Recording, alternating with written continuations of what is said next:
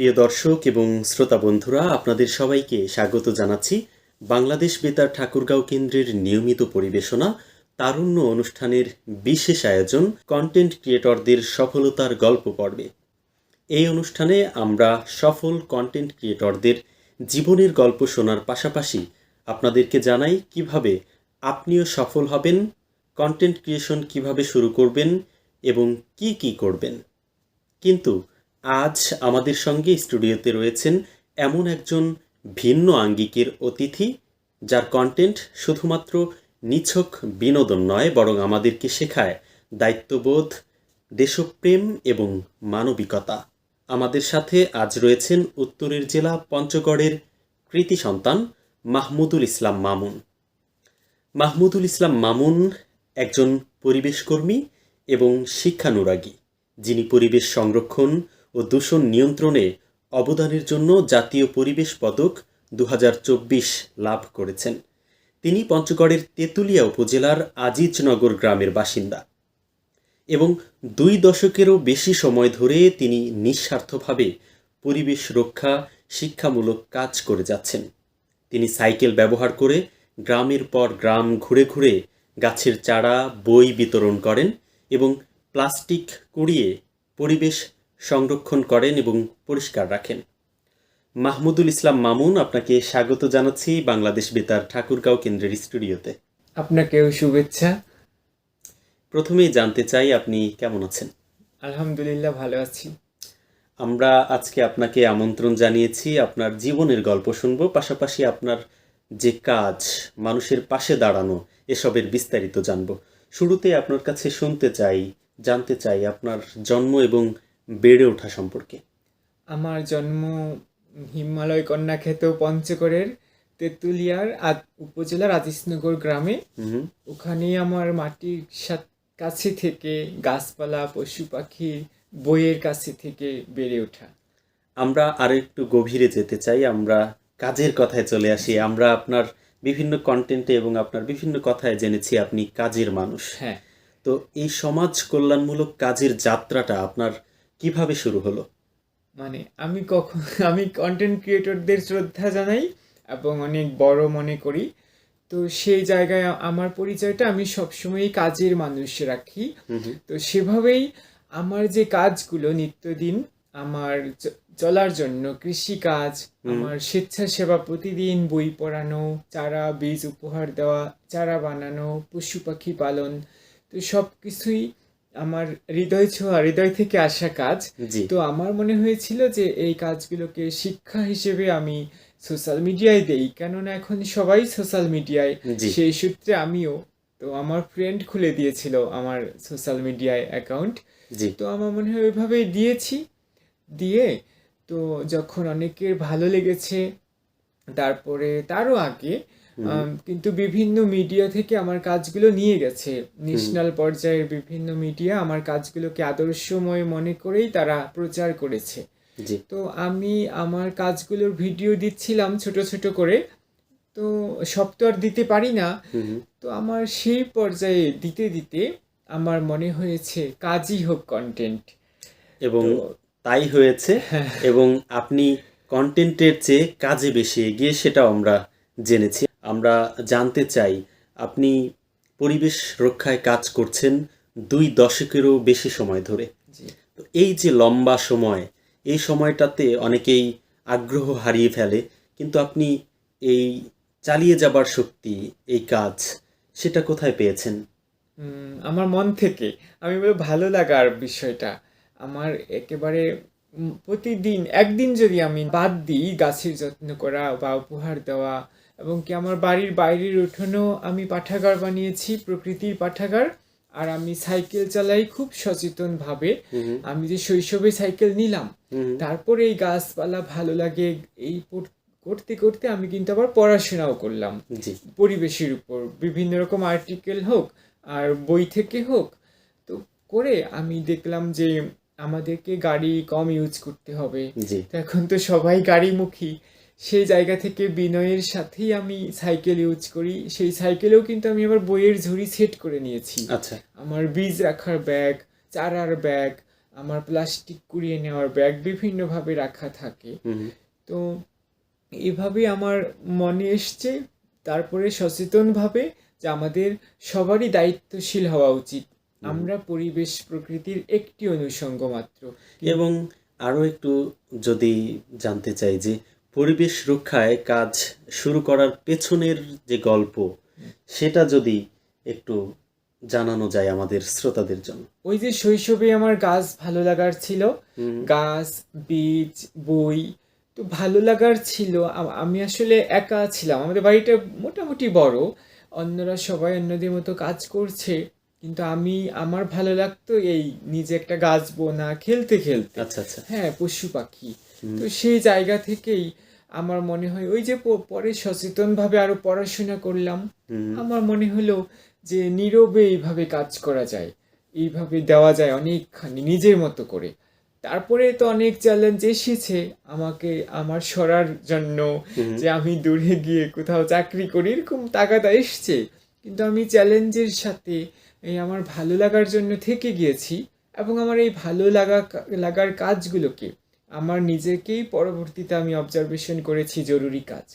এবং এই জরুরি কাজের যে সম্মাননা, আমরা জানি যে আপনি জাতীয় পরিবেশ পদক 2024 পেয়েছেন।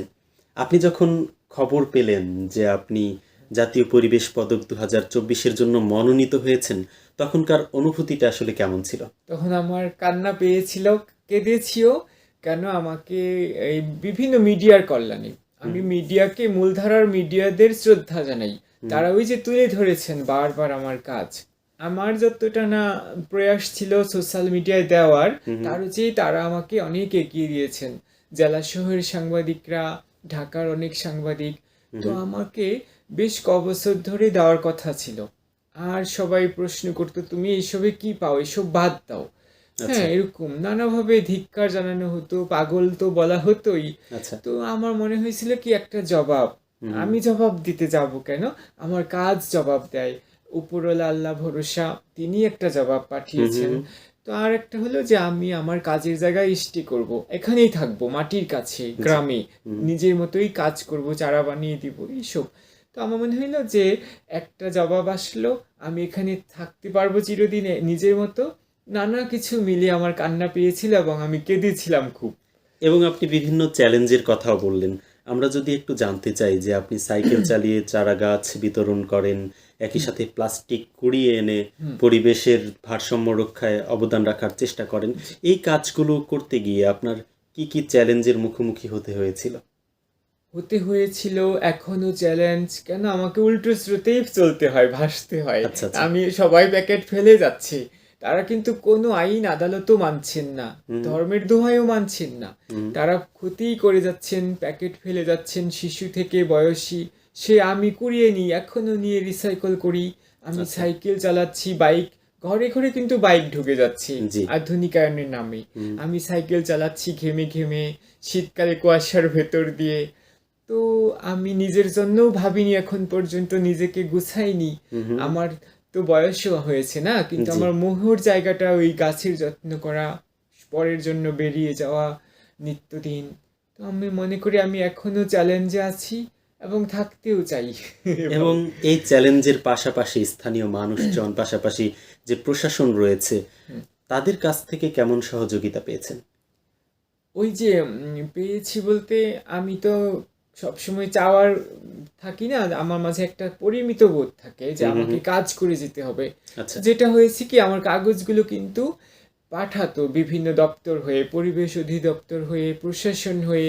আগের যারা প্রশাসক ছিলেন আমার এলাকায়, সানিউল ফেরদৌস, উপজেলা নির্বাহী অফিসার সোহাগ সাহা। সানিউল ফেরদৌস তো বেশ কয়েক বছর, 5-7 বছর আগেই মনে হয় এনটিভিতে বলেছিলেন যে ওর জন্য একটা জাতীয় পদক চাই, যেটা আদর্শময় হতে পারে। এবং এখনকার যে ডিসি বিদায় হয়ে গেলেন, ছাবেত আলী স্যার, আমি তো তার কাছে সাইকেল চাইনি, আমার সাইকেলটা চুরি হয়ে গিয়েছিল বাজার থেকে। তো অনেকেই দিতে চেয়েছে, নেয়নি, কিন্তু উনি আমাকে বিনয় করে পাঠিয়েছে, মামুন কি আমার সাইকেল নেবে? উনি আমাকে এইভাবে বলেছে, তো আমার অনুমতি চেয়েছে, নেব কিনা। নিয়েছি ওনার সাইকেল, ওনার উপহারের সাইকেল, উনি চলে গেলেন, ওনার জন্য দোয়া জানাই। ওগুলো আমার কাছে, আমার সাপোর্টগুলো অন্যরকম। আচ্ছা। ওই যে আমার কাছে অনুমতি চাচ্ছে, হুম হুম হুম। এখানে গভীরভাবে ভাবনার থাকে, শিক্ষার থাকে, যে আমাদের ছোটদেরও মূল্যায়ন করতে হবে। এবং এই ছোটদের মূল্যায়ন থেকে আমি আর একটু গভীরে যেতে চাই। আপনি কিন্তু ছোটদের বই বিতরণ করেন এবং শিক্ষামূলক কার্যক্রমে শিশু কিশোরদের আপনি কাছে টানেন। শিশু কিশোরদের প্রতিক্রিয়া কেমন থাকে? প্রতিক্রিয়া ভালো থাকে বলেই আমি লেগে রয়েছি। আর হলো যে বিতরণ না, চারাটা আমি উপহার হিসেবে, বীজটা সবজির বীজ, সবজি চারা, ফলের চারা এইসব উপহার হিসেবে বিতরণ করি। আচ্ছা। আর বইগুলো চেঞ্জ করে দিয়ে দিয়ে পড়াই। এবং ওরা কিন্তু আমাকে অনেকেই ডেকে ডেকে বই চায়, অনেকে আমার বাড়ির পাঠাগারে আসে, চেঞ্জ করে নেয় বই। আচ্ছা। ওই যে ওদের আগ্রহ, ওটাই তো আমাকে আরো টেনে রাখে। এবং আশা করি তারা আপনার মতোই পরিবেশ সচেতন হবে। একই সাথে গ্রামীণ পরিবেশে আপনি বড় হয়েছেন আমরা জানলাম। এই গ্রামীণ পর্যায়ে পরিবেশ রক্ষায় যদি জরুরি 3টি পদক্ষেপ নিতে বলা হয়, তাহলে আপনি কি কি পদক্ষেপ নেবেন? পদক্ষেপের জায়গাটায় চ্যালেঞ্জিং, যে আমাদেরকে একটু উচ্চাভিলাষিতা থেকে নেমে আসতে হবে, আচ্ছা। যে আমরা কম গ্যাস ছাড়ি, আমরা এরকম প্রকৃতির কথা আগে ভাবি। হুম হুম। এই যে নির্বাচন, এই যে খাদ্যাভ্যাস, সব কিছুই কিন্তু পরে আসে, আগে আসে প্রকৃতি ও পরিবেশ। জি। তো এইকে রক্ষার জন্য আমি বলবো যে মানুষের মাঝে পরিমিত বোধ আনাটা জরুরি। এতে করে আমাদের অনেক আমাদেরই ভালো হবে নানানভাবে। হুম হুম। তারপর পদক্ষেপ, এই যে আমি করেই যাচ্ছি, আমি কিন্তু ধনী গরিব ছোট বড় সবাইকেই চারা উপহার দিচ্ছি। হুম হুম। হ্যাঁ, তারাও শিখবে, একটা পর্যায়ে এসে মানুষ ভাববে যে মামুন তো সারা বছর চারা উপহার দিয়ে যায়, এবং বিয়ে বাড়ি জন্মদিনেও আমি চারা উপহার দিয়েছি। আচ্ছা আচ্ছা। এই যে তারাও একটা সময় চর্চা করবে, আমার বিশ্বাসেই মানুষ বাঁচে। তো এইরকম। এবং এই বিশ্বাসের কথা নিয়ে আমরা আরও একটু বলতে চাই। আপনার কি বিশ্বাস হয় যে প্লাস্টিকের ব্যবহার কিংবা প্লাস্টিকের দূষণ কমাতে সামনে অর্থাৎ আগামীর ভবিষ্যতে মানুষজন সচেতন হবে? এবং যদি হতে চায় তাহলে কি পদক্ষেপ তারা নিতে পারে? মানুষকে জরুরি ভিত্তিতে দায়িত্বশীল হতে হবে, সচেতন হয়ে দায়িত্বশীলতার পরিচয় দিতে হবে।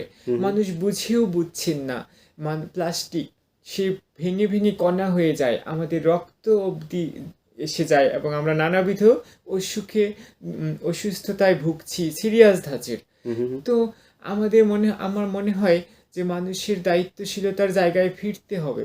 এই পরিবেশের কথা ধর্ম থেকেও আসে, নানা জীবনাচার থেকে আসে, নানাভাবে তো আসেই। তো আমার মনে হয় এই যে আমাদের পাট শিল্প রয়েছিল, সোনালী আঁশের দেশ বলা হয়েছিল, জি। মানুষকে একটু ভাবতে হবে যে আমরা আবার ফিরিয়ে আনি, আমরা এমন কিছু আনি পচনশীল কিছু, যা আমরা ব্যবহার করব, তারপর রিসাইকেল করব। এভাবে জরুরি ভিত্তিতে ভেবে, এবং স্কুল কলেজ থেকে কি ধর্মালয় থেকে মানুষকে এইসব ব্যাপারে উৎসাহ দিতে হবে। এইসবই জীবনের কথা, এইসবই হোক ধর্মের মানবিকতার কথা। এই মানবিকতার পাশাপাশি আমরা আরও একটু জানতে চাই যে আপনার করে আসা কাজগুলোর মধ্যে সবচেয়ে বেশি গর্বিত করেছে এরকম কি কাজ রয়েছে আপনার? গর্বিত করেছে, কোনো কাজকেই ছোট মনে হয় না, কিন্তু আমার মনে হয়েছে যে ওই যে চারা দিচ্ছি, রেগুলার দিচ্ছি, এই যে অনেক বয়সী মানুষও আমার কাছ থেকে চারা নিয়ে লাগিয়ে গিয়েছে। আচ্ছা ওরকম একজন বয়সী মানুষ, তাকে আমি সবজির চারা উপহার দিচ্ছিলাম। আচ্ছা। আচ্ছা। ওই রকম একটা কাজ মানে হঠাৎ করে খুবই ভাইরাল হয়ে গেল। ভাইরাল হ্যাশট্যাগও আমি ইউজ করি না আমার বিনয় থেকে। আচ্ছা আচ্ছা। হঠাৎ করে মিলিয়ন মিলিয়ন ক্রস হয়ে যাচ্ছে, এমন একটা ব্যাপার হলো। তো ওই বিষয়গুলোই তো আবার ন্যাশনাল মিডিয়াগুলো আগেও ধরেছিল, পরেও ধরেছে। এবং আমি রাস্তায় অনেক স্বেচ্ছাসেবা দিয়েছি, জানেন, রাস্তায় গর্ত হয়ে আছে, কেউ ভাবছে না, সাইড নিয়ে যাচ্ছে, এবং রাস্তায় কুকুর মেরে গেছে, ধরেন রাতে অ্যাক্সিডেন্ট করে। পরের দিন আমি হয়তো ওদিককার গ্রাম ঘুরে আসতেছি, দেখি মেইন রোডে ঠিক 9টা পার হয়ে গেছে, এমন সময় কুকুর মরে পড়ে আছে, কেউ কিন্তু সরিয়ে যাচ্ছে না। তো আমার নিজের কাছেই আমি কিন্তু সরিয়ে আবার আমি সেটাকে গর্ত করে পুঁতেছি যাতে পরিবেশ দূষণও না হয়। তো আমার নিজের কাছেই, সেখানে কিন্তু অর্থের ব্যাপার ছিল না, বাহুবাড়ি ব্যাপার ছিল না, আমি তার আগেই কাজ করেছি, করে আমার মনে এক ধরনের ঐশ্বরিক আনন্দ আসে। এবং এই যে আনন্দটা আপনি পেয়েছেন, এই আনন্দটা আমাদের দেশের, আমাদের সমাজের তরুণদের মধ্যে ছড়িয়ে দিতে কি কি উৎসাহ কিংবা কি কি বার্তা আপনি দিতে চান আমাদের এই তরুণদের জন্য? এই যে আপনার প্রোগ্রামটা কন্টেন্ট ক্রিয়েটরদের নিয়ে, আর আমি বিনয়ের সাথেই বলি, আমি কন্টেন্ট ক্রিয়েটর নই, কাজের মানুষ। জি। আমি কন্টেন্ট ক্রিয়েটরদের বলতে চাই যে ঠিক আছে, বিনোদনমূলক কন্টেন্টও দিবেন, আমরা হাসবো, মন ভালো করে নেব, জি। কিন্তু এই কন্টেন্টের নামে যেন মিথ্যা কিছু না হয়। মিথ্যা কথা কেন বলতে হবে? আপনার কাজের জায়গা থেকে আপনার কাজকে এমনভাবে তুলে ধরুন, আমরা যেন সেখান থেকে অনুপ্রেরণা পাই, আমরা সেখান থেকে আদর্শ পাই, আমরা চর্চা করি। তো প্রতিটি কন্টেন্ট ক্রিয়েটরকে আমি যেমন বড় মনে করি, তেমনি মনে করি তাদের আরও বেশি দায়িত্বশীলতার পরিচয় দিয়ে এই সমাজে অবদান রাখতে হবে। এই সমাজের ভালোর জন্য, পরিবেশ প্রকৃতির ভালোর জন্য, জীবনাচার থেকে, মানবিকতা থেকে, সব কিছুর ভালোর জন্য এই কন্টেন্ট ক্রিয়েটররা কিন্তু অনেক অবদান রাখতে পারেন। এবং কন্টেন্ট ক্রিয়েটরদের যেহেতু অনেক অনেক ফ্যান ফলোয়ার হয়ে থাকে, তারা যদি একটা ভালো কাজের কিংবা শুভ কাজের সূচনা করে, তাকে দেখে তাদের যারা ফ্যান ফলোয়ার রয়েছে তারাও কিন্তু একটা ভালো কাজের অংশীদার হতে পারে। একদম। এই যে অংশীদার হওয়া ভালো কাজের, এটি কিন্তু আপনার জন্য কল্যাণের, আমাদের সকলের জন্য ভালো লাগার। আমরা আরও একটু জানতে চাইবো যে এই কাজে এসে, এই কাজ করতে এসে বন্ধু এবং পরিবারের সমর্থন কিংবা সহযোগিতা কতটা পেয়েছেন? আমার মায়ের সহযোগিতা অনেক পেয়েছি। তো আমার বাবা যদি কখনো রাগ করে, তো তখন আমি তো অনেক আগে গাছ কিনে কিনে দিচ্ছিলাম। আচ্ছা আচ্ছা। ঠিক আছে, আমি আরেকটা অ্যাওয়ার্ড পেয়েছিলাম আগে, সেটার টাকাও আমি এই কাজে ব্যয় করেছি, বই কিনে, গাছ কিনে। আচ্ছা। পরবর্তীকালে কিন্তু আমি চারা বানানোও শুরু করেছি, এবং একটা নার্সারি আছে, ওটা আমার জন্য চলে, আল্লাহ ভরসা, এবং আমি নিজে হাতে চারা বানিয়েও দিই, থেমে থাকি না। তো যেটা হয়েছিল, আমার মা না, আমার বাবা যদি কখনো রাগ করে, তখন যখন আমি কিনতাম চারা, তখন আমার মা চারাগুলি সরিয়ে রাখতো। তো আমি তাড়াহুড়ো করে সাইকেলে চারা ওখানে রেখে গিয়েছি দুয়ারের সামনে, তখন আমার মা সরিয়ে রেখেছে। যদিও আমার বাবা অনেক রাগ করেনি, আমার বাবাকেও আমি ওইভাবে ইয়া করে দিয়েছি। পরবর্তীকালে অনেকে বলেছে মামুনের এই গাছ দিয়েছিল, ফল হয়েছে, বাবাকে বলেছে বড়রা, আচ্ছা আচ্ছা। তখন বাবারও ভালো লেগেছিল। হুম। তো এরকম হেল্প করেছে। যেমন আমি পশু পাখি পেলে আয় করে যে মানুষকে দেই, একটা স্টোরি মনে করি আমি, ওই গল্প থেকে শিক্ষা হয়ে উঠুক। আর আমি প্রচুর বই পড়েছিলাম শৈশবে, আমার মনে হয়েছিল এমন একটা জীবন দাঁড়াক যেখান থেকে যায় গল্পের মতো। তো এই জন্য আমি বলি যে আমার পরিবার আমাকে দিয়েছিল আমাকে ছাড়, নাহলে অন্যরা তো বলতো যে তুমি তাড়াতাড়ি বিয়ে করো এখনই, তুমি এখনই দূরে চাকরি করতে যাও, চাপ দেয়নি। হয়তো আমাকে আমার টানাপোড়েন গিয়েছে বাড়ির টানাপোড়েন, তবু আমাকে অতি চাপ দেয়নি, আমাকে নিজের মতো করতে দিয়েছে সবার জন্য। এবং আমরা আরো একটু জানতে চাই যে আপনি যদি বড় কোনো কাজ করার সুযোগ পান, কিংবা আপনার ভবিষ্যতে বড় ধরনের কোনো পরিকল্পনা আছে কিনা? ভবিষ্যৎ পরিকল্পনা আমার কাছে বড় বলতে, আমি এখানে আবারও সবাইকে নিয়ে আসতে চাই, মানুষ যে কাজটা করছেন তার নিজের জায়গায় একেবারে তার গণ্ডি হোক, সেখানে সেটা যদি আদর্শময় হয়, সেটা অবশ্যই বড়। এটা নিশ্চয়ই কন্টেন্ট ক্রিয়েটররা নিতে পারবেন। তো আমি তো প্রত্যন্ত গ্রামে থাকি, হ্যাঁ, তো সেখানে যে একটা ন্যাশনাল অ্যাওয়ার্ড এলো, এরকম ইতিহাস হয়তো নেই, থাকলেও বিরল। একদম। তো এই জন্য আমার মনে হয় কি, এই যে মাটির কাছের জীবন, এখান থেকে যা করছি, এবং আমি ঢাকায়ও বিভিন্ন টিভিতে দাওয়াত দেয় মাঝে মাঝে, আমি যাই, আমি বলি ঢাকাকে ভাঙুন, এই ঢাকা এমন দূষণে জর্জরিত, ভাঙুন এবং চারিপাশকে, সারা দেশকে মূল্যায়ন করুন, সবাই সবার জায়গা থেকে বড় ধরনের কাজ তার নিজের মতো করুক। এবং আমাদের অনুষ্ঠানের একেবারে শেষ প্রান্তে আমরা পৌঁছে গেছি। আমরা আপনার কাছে শেষ বার্তা জানতে চাই আমাদের দর্শকদের জন্য। এটাই দর্শকদের জন্য, দর্শকরা শ্রদ্ধার মানুষ, তাদের জন্যই তো আপনারা আমাদেরকে সামনে আনেন। তো আমার মনে হয় প্রতিটি দর্শক তার মনের জায়গা থেকে দায়িত্বশীলতার পরিচয় দিন, প্রতিটি মানুষ পরিবেশবাদী হয়ে উঠুন, বই পড়ুয়া হয়ে উঠুন, কি ফিকশন, কি আত্ম উন্নয়নমূলক বই, কি তথ্যপূর্ণ বই, কি ধর্মের বই, তারা মানুষের পরিচয় দিয়ে সবাই সবার হয়ে উঠুন। আমরাই তো এই পৃথিবী জুড়ে। মাহমুদুল ইসলাম মামুন, আপনার সময় এবং অভিজ্ঞতা আমাদের সঙ্গে ভাগ করে নেবার জন্য আবারও আপনাকে ধন্যবাদ জানাচ্ছি। ধন্যবাদ আপনাদের জন্যও। প্রিয় দর্শক এবং শ্রোতা বন্ধু, এই ছিল আমাদের আজকের পর্ব। দেখা হবে পরবর্তী পর্বে নতুন কোনো সফলতা আর সাহসিকতার গল্প নিয়ে।